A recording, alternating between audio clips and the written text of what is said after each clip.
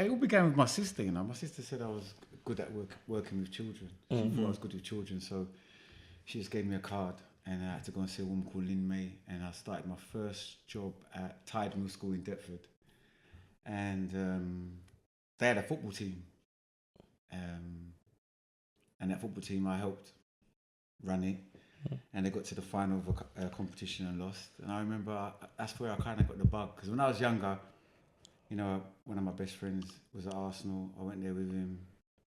Wasn't really into football, but I could play. I was good, but I understood the game, the mechanics, movement, and I could tell who was a good player and who wasn't a bad player. I didn't know that later on that will come into what I do right now. And so I went to Tide Mill, worked there, done well there, and then I started to work in an adventure playgrounds for Lewisham, and that's when Madabat came about, when I came to the Dumps Adventure Playground in Catford, Bellingham. And I had a group of kids that were actually super talented. Yeah. And I decided to make let me get to the chase. There was the war between Lewisham and Southwark and Lambeth and all that, and we decided to put on a football match and bring the two like boroughs together. And that's when Madabat started. It started then, and then with that age group was like Corey, Bodan. Yeah, that was that age group. And I took them around the country. Went to Bolton, played the district and county side up in Bolton. Beat one of them 4-0, one of them 6-0.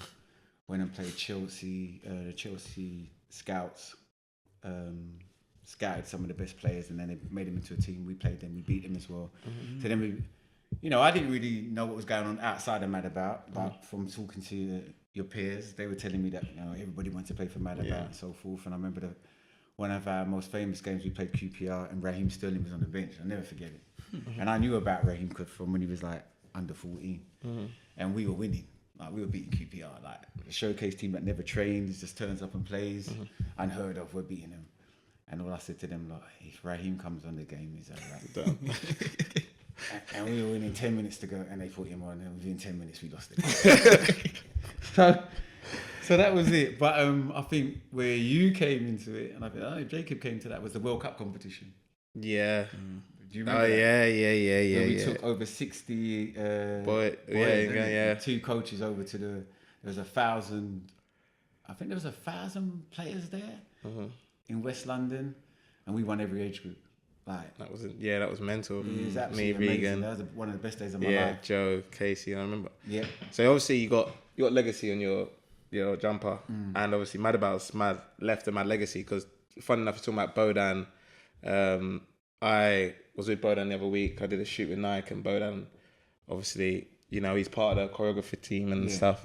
But Madabat wasn't just football, because it led other boys into other pathways, and like it made the boys meet people that made them go into other careers. Because now, like, we were literally having this conversation. It was me, Bodan, Lex, Mensa, all of us. We was all talking, and we were saying basically how what you created basically gave pathways to all of them, and how they've done it. Because now Mensa's obviously with the kids, Lex is doing like the gym and stuff. Like he's big in the gym, but like the legacy of Madabat will probably live on forever. Because I remember, was it just for South London, or how did you accept boys coming from everywhere? Because like you said, everyone wanted to be a part of Madabat. From everywhere. It was for kids from everywhere. It was whether you could get there when we hardly trained.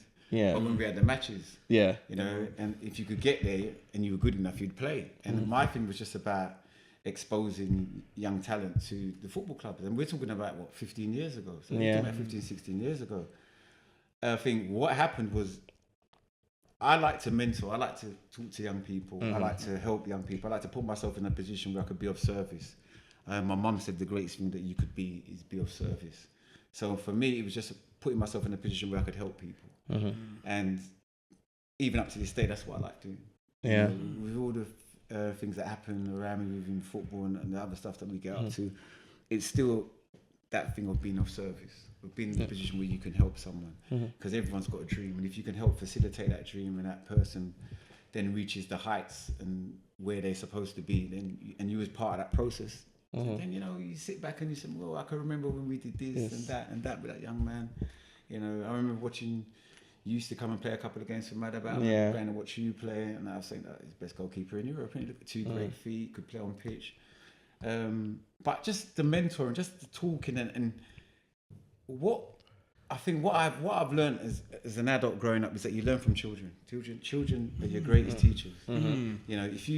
If you really sit and listen, they will teach you things about yourself that you didn't know. And so I thank all the children that came through Mad About, because they taught me to be the person that I am now, and they made me a better person. Through the experiences of what they went through, and I had to go through it with them. It made me a better person. So it wasn't just a one-way street. It's a relationship, and life is a relationship. So, I value the relationships I had with all the young people that I'm mad about. And when I see where they are now, I'm astounded. Yeah. But I remember them. I asked them the question. Most of you are really successful in what you're doing. How did this all happen? And they just said, well, we used to come and sit and talk to you. Yeah. And I was like, what? I said, yeah, we should just sit and listen and debate and talk about different things. But you would always say to us, this is how life is. Gentlemen, you've got to be doing this and you've got to be doing that. And, you've got to think ahead and don't be scared. You know what I'm saying? And I think that's the thing I taught it. Mad About. Don't be scared. You know what I mean? You can be wherever you want to be. You were born to be great. Don't ever forget that. You were born to be great. Don't let the system or anything else get in the way of your greatness. Don't forget that. And failure will only overtake you if your desire to succeed isn't strong enough. That's it.